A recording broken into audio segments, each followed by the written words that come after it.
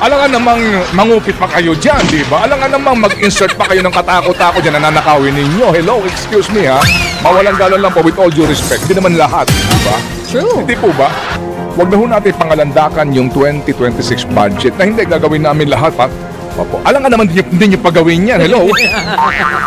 Aminin na po natin, opo, pababa ng pababa ang kredibilidad nitong mga institusyon na ito. Hindi ba? Both houses of Congress. Sila nga supposed to be ang ano po yung power of the purse na sa kanila. Vanguards, ano po? Oo. Dapat sa pera ng bayan. Pero ang nangyari, sila pala ang isa sa mga promotor. Hindi ba? Aminin na po natin, opo, pababa ng pababa ang kredibilidad nitong mga institusyon na ito. Hindi ba? Both houses of Congress. Well, Senate is under fire. Definitely. Well, sabi nga nung isang miyembro po naman sa mababang kapulungan, the House is on fire. Yun ang kanyang words. Ito pong resignation ni Senator Ping Lacson ay marami pong nililika na kaisipan sa atin. Kaya nga ang tanong natin, kailan ang next hearing ng Blue Ribbon Committee? Sino magiging chairman nito ulit? At paano na? Diba, ang hearing na ito, habang ang ICI ay secret, di po ba? Mga kapatid, ito pong usapin ngayon ng mga institusyon na ito na atin pong dapat nga sinasandalan, na kung saan po naman sa atin pong episode ng Think About It Girl, ipinaliwanag natin kung bakit po nagkakaroon na ng mga tinatawag po na failure of these institutions at kung bakit po tayo nasadlak ngayon dito. Kasi nga, ang may gawa nitong problemang ito, kasama mismo yung institusyon na dapat natin pinagkakatiwalaan nga, di ba? Sila nga supposed to be ang ano po yung power of the purse na sa kanila. Vanguards, ano po? Oo. Dapat sa pera ng bayan, pero ang nangyari, sila pala ang isa sa mga promotor. Hindi ba? So ngayon, paano ho? Ang sinasabi po ng leadership sa Kamara, hayaan nyo dahil kahit na ngayon nag-uulan, bukas makalawa, sisikat din ang araw. So kumbaga itong tiwalang ito, huwag niyo sabihin pong nabawasan, hindi, nawala. Wala talaga. Hindi bawas, wala talaga. Diba? Mas lalong humina yung credibility ng ICI nung hindi nila binuksan sa publiko yung kanilang mga hearings. Nagkaroon lalo na baka may cover up. Yun ang iniisip ng ibang tao. Nagbabasa ako ng comments online ha. Sinasabi nila, bakit kailangang nakasarado yan? But I'm talking about now the trust dito po sa institution. Ang tawag po ay Senate and the House of Representatives. Diba? Sabi nga po ng Ateneo School of Government, this trust is broken. Paano ho? May babalik pa ba itong tiwalang ito? Huwag na ho natin pangalandakan yung 2026 budget na hindi gagawin namin lahat. Opo. Alangan naman hindi nyo pagawin yan. Hello? Hindi ba? Alangan namang mangupit pa kayo dyan, di ba? Alangan namang mag-insert pa kayo ng katakot-takot dyan na nanakawin ninyo. Hello, excuse me ha. Mawalang galon lang po with all due respect. Hindi naman lahat, di ba? True. Hindi po ba? So pag-usapan natin dito, ito ngayon na nangyayari na maraming mga isinasangkot dito, di ba? Opo na usapin. So mga kapatid, paano ho natin maibabalik yung trust na ito? Kaya ba bang ibalik? May panukala si Minority Leader Alan Peter Cayetano na kahapon talagang binakbakan naman kaagad, ano ho? Yung tao, sabihin na po natin na hindi mo siya gusto. Sabihin mo na hindi mo siya gusto. Ayaw mo maniwala sa kanya. Umaasa ka ng 10,000 na ibibigay sa'yo kasi yan daw ang kanyang pangako during the campaign. Yan sinasabi ng mga tao. Pero, hindi naman sa ayaw ko, okay. Pero yung naipangako noong na 10K, hindi natupad. Paano daw ito? Pero alisin mo yung pangalang Alan Peter Cayetano. Alisin mo lang siya pansamantala. Oo. Kunin mo yung mensahe. Yung thought. Ano sinasabi niya? Sinasabi niya, mag-resign daw lahat. Presidente, vice-presidente, mga nasa Kamara, nasa Senado. May iwan na yung mga local government officials. Kaya naman nilang patakbuhin. Okay. Ang sinasabi niya, lahat ng national officials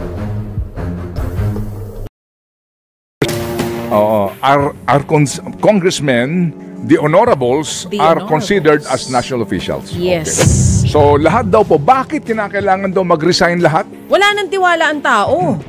Di ba? Sa gobyerno.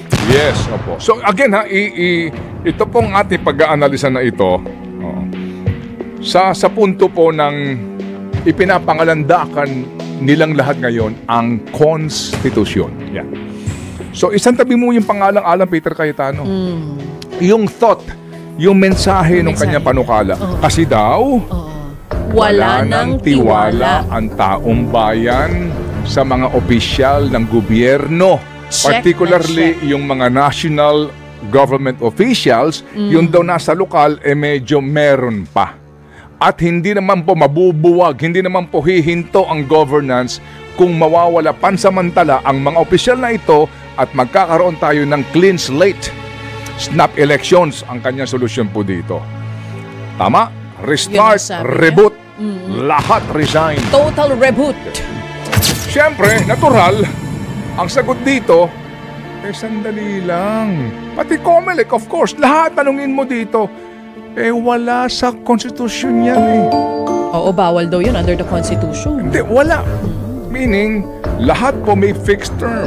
Correct. Di ba? Presidente, vice-presidente, senator, congress, lahat may fixed term. Wala until and unless.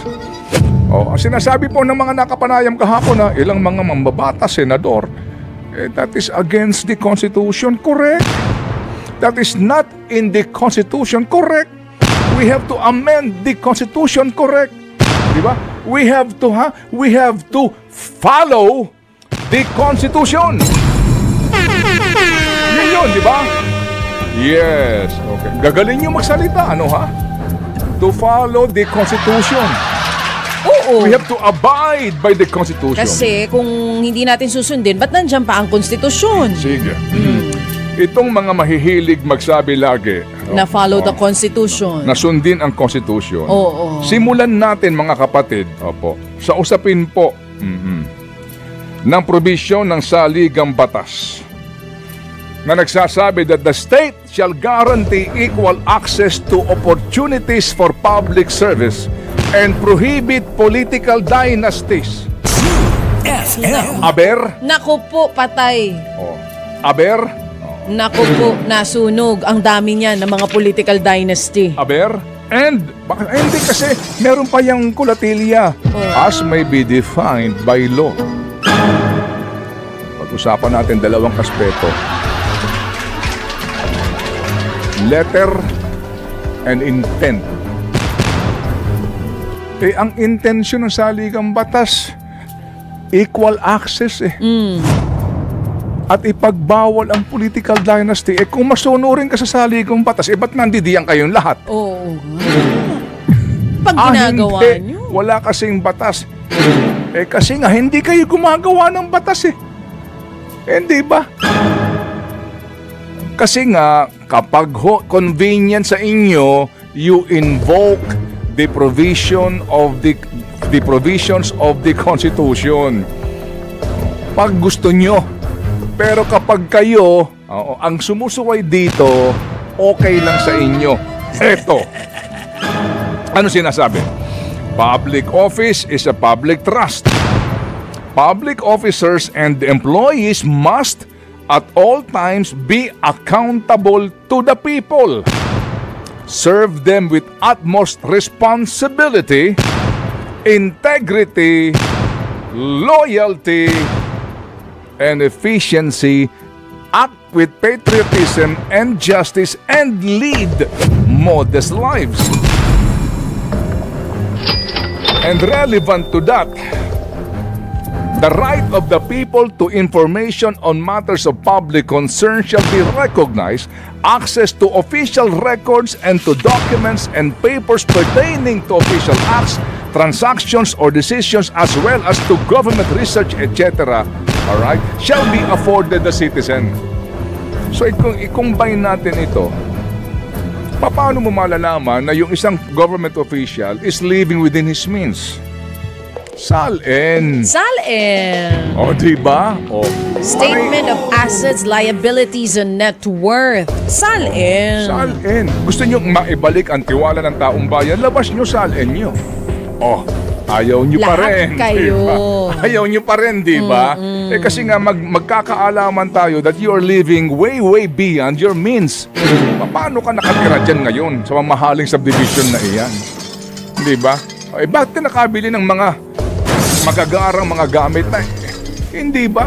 Sa totoo lang mga kapatid, itong mga to, ang hilig nilang mag-invoke sa Constitution pero sila mismo lumalabag dito. Diba? At their convenience lang ho, pag-invoke dito eh.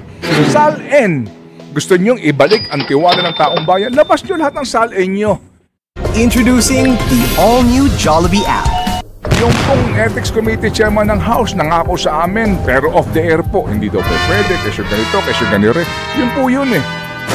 Baka kasi pagbantaan kami. Hello? Iba nga ang antas ninyo eh. Hindi ba? Paano natin malalaman?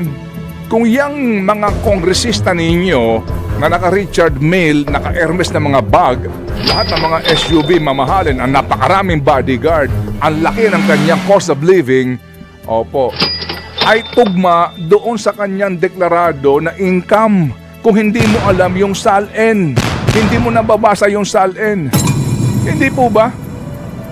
Eh akala ko ba may access kami dito sa saligang batas sinasabi ang mamamayan ay merong karapatan sa informasyon, matters of public concern. Eh concern namin ngayon yan lalo na sa daming yung sabit dito At sa laki ng pera na naiuugnay dito. Tama? Hindi ba?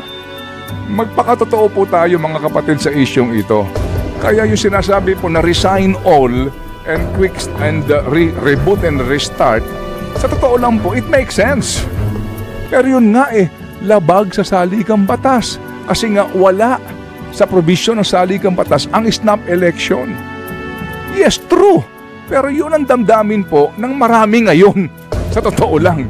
Iba, isang tabi natin yung pangalang-alang Peter Cayetano kung ayaw mo sa kanya.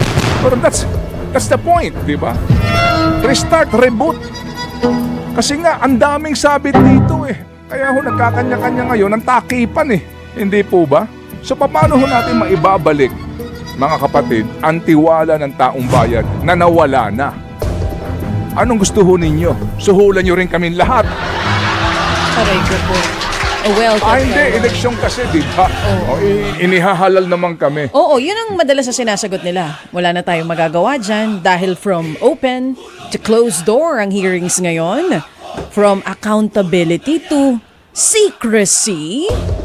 Aba, yan din ang sinasabi ng taong bayan ngayon. Ikulong ang mga kurakot kung ayaw niyong magalit kami kasi matagal na po kaming galit mga kapatid. Ang unang dapat gawin dito ng presidente, open the hearings ng ICI.